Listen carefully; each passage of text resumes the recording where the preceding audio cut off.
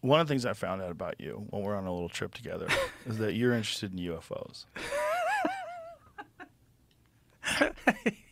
There's a giant UFO behind you. Yeah. Yeah.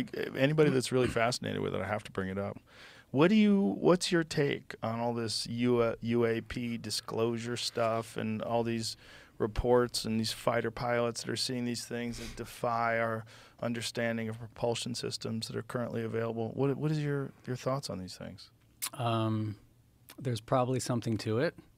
I don't know what it is.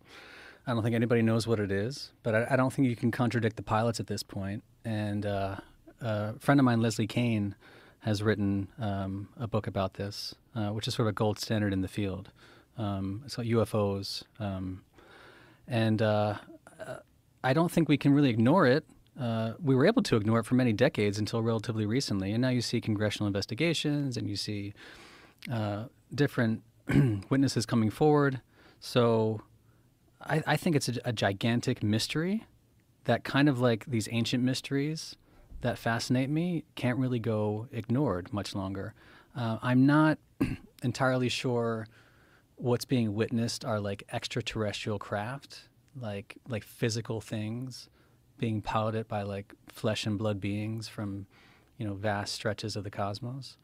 I think, and I've said this before on the record, I think there's something like far, far stranger about it. I don't know what it is, but when I read like Jacques Vallée, for example, I love the hypothesis that these things, fit better into mythology and folklore than they do into science and engineering journals, because there have been sightings for as long as we've been around, and not just about things in the sky, but things that interact with us. And so, Passport to Magonia is a really cool book that talks about the interaction of what these could be today and what they looked like in the past. And I just think it's a huge mystery.